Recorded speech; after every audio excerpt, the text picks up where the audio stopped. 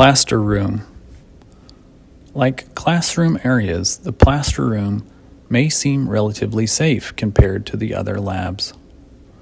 Be aware that serious injury is possible with mold-making techniques if proper precautions are not taken. Remember that safety glasses and dust masks are absolutely required when working in the plaster room. Handling plaster. Plaster can be a skin irritant, and plaster dust is harmful to breathe. Take the following precautions when handling plaster. When refilling or scooping plaster from the storage container, make sure the hood vent is switched on and running. Wear safety glasses and a dust mask to avoid accidental inhalation or dust blowing into your eyes.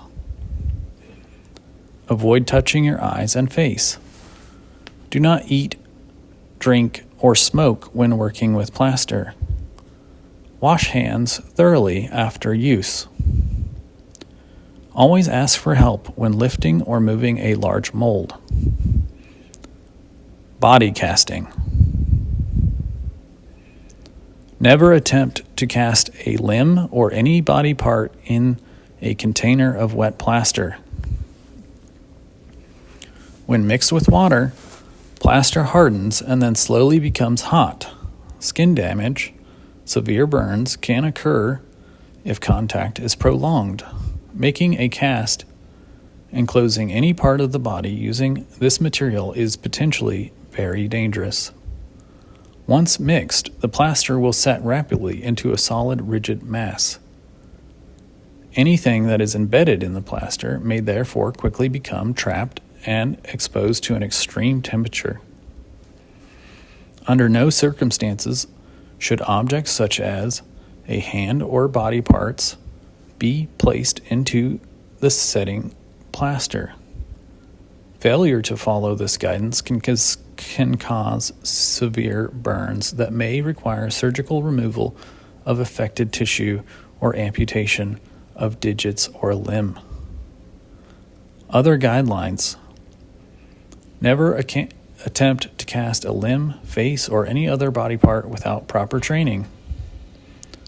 Do not use plaster bandages to cast a limb, face, or any other body part. Alginate or other specialty body casting products are recommended. Body casting, particularly face molds, require trained helpers. Do not attempt on your own. Plaster Cleanup. Mixing the proper amount, being organized, and having care when working with plaster will not only lead to better results, but easier cleanup. You are required to clean up every time you use the plaster room. Cleanup procedure. Small amounts of plaster in disposable containers may be thrown away in the trash. Before plaster hardens, scoop out as much plaster as possible into an orange slop bucket. Once the container or tool is mostly clean, wipe remaining plaster with a damp paper towel. Pre-wash hands in the gray hand rinse bucket before washing in the sink. If plaster has hardened, tap the bottom of the container lightly with a mallet to release set plaster, then wipe remaining waste with a damp paper towel. Wipe and or scrape any plaster that is spilled onto the table or floor. Avoid letting plaster dry on tools, mixers, or scales. Keep it tidy. Other mold-making materials. Other mold-making materials such as alginate, foam, latex, silicone, rubber, epoxy, resin, concrete, food, or organic materials may not be used in the plaster room. Use in the appropriate areas or with approval from sculpture faculty, or the shop technician. Always wear proper safety gear, read directions, and consult with the Safety Data Sheets SDS when using a casting material that you are not familiar with. There are different health risks associated with different materials. Do not assume that because you are familiar with one material that the same handling procedures apply to a different material. General guideline on where to use each material. Always ask before use.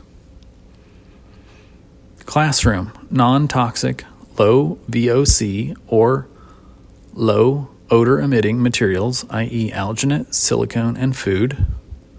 Wax room, wax only. See section for wax room. Spray booth, toxic and or odor-emitting materials, i.e. resin and epoxy. Outdoor area, large or messy materials, i.e. concrete and organic materials such as mud.